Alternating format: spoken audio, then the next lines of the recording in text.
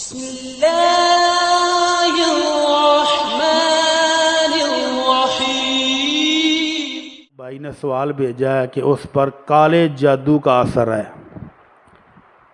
تو کیا وہ اس کا جادو کا اثر ختم کرانے کے لیے کالا جادو کرا لے؟ تو یہ اس کو پتہ کیسے چلا کہ اس پر کالا جادو ہے؟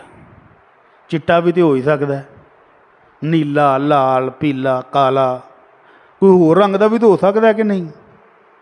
تو یہ میرے بھائی میں پہلے بھی کئی دفعہ کہہ چکا ہوں کہ ڈاکٹر کی فیس ہو 10,000 اور وہ اس نے باہر لکھ کے لگایا ہو کہ ہارٹ اسپیشلسٹ ہے، آپ تندرست بندے کو لے جائیں جو فل فٹ ہو، باڈی بلڈنگ کر کے نکلیا ہو، انہوں آئی ذرا ادھر آئیں، اسے ڈاکٹر کے پاس جا کر بٹھا دیں، 10,000 فیس اس کی جیب میں ڈال دیں، ڈاکٹر ذرا چیک کرے آج بچے کا دل ذرا پریشانی لگ دی، تو ڈاکٹر اگر 10 سے 15 قسم کے ٹیسٹ آپ کو لکھ کر نہ دے اور آپ کو ایک پورا صفحہ دوائیوں کا بھر کر نہ لکھ کر دے تو پھر وہ ہارٹ اسپیشلسٹ کہدا ہویا؟ کی خیال ہے؟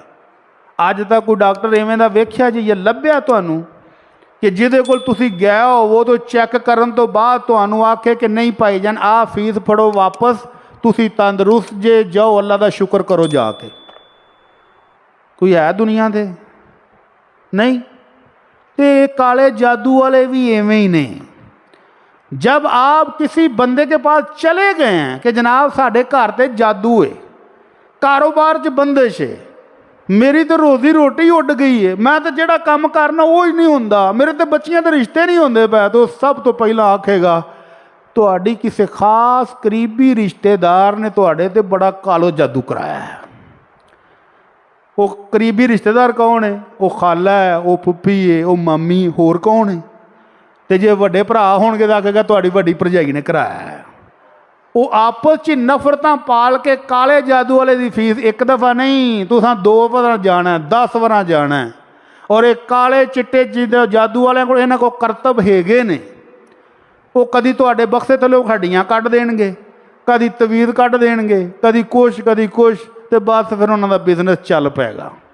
میں خود ایسے بزنس میناں نوں بڑے قریبی جاننا جنہاں نے اماں نوں سب تو پہلا جادو کیتا، اماں تو کام شروع ہویا، پھر ابا، پھر نواں، پھر بھابیاں، پھر پرجائیاں، پھر آنڈ تک چھوٹے بچے تک، اخیر انہوں نے ہاتھ جوڑے کہ پیر صاحب کوئی ترس کھاؤ، تے پھر وہ کالا جادو ختم ہویا، تو پھر اگلے گھر روٹی چلتی رہی۔ اس واسطے کالے، نیلے، لال، پیلے جادوگراں دے چکر چ نہیں آؤ۔ اللہ دے نبی صلی اللہ علیہ وسلم دا حکم ہے اقرأوا سورۃ البقرہ، سورہ بقرہ کی تلاوت کرو، فإن أخذها برکہ وترکها حسرہ ولا تستطيعها البطلہ۔ سورہ بقرہ کی تلاوت کرو، یہ باعث برکت ہے اور اس کو نہ پڑھنے والا پچھتائے گا، اور اس کا دنیا بھر کے جادوگروں کے پاس کوئی توڑ نہیں ہے۔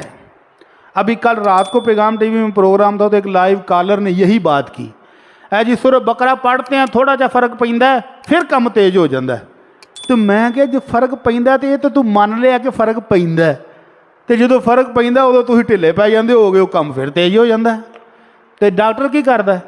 تسی ڈاکٹر نوں جا کے آکھو ڈاکٹر صاحب سر نوں درد سی، تھوڑا جا آرام آیا سی پھر تیز ہو جاندی، تو ڈاکٹر کی کردا ہے؟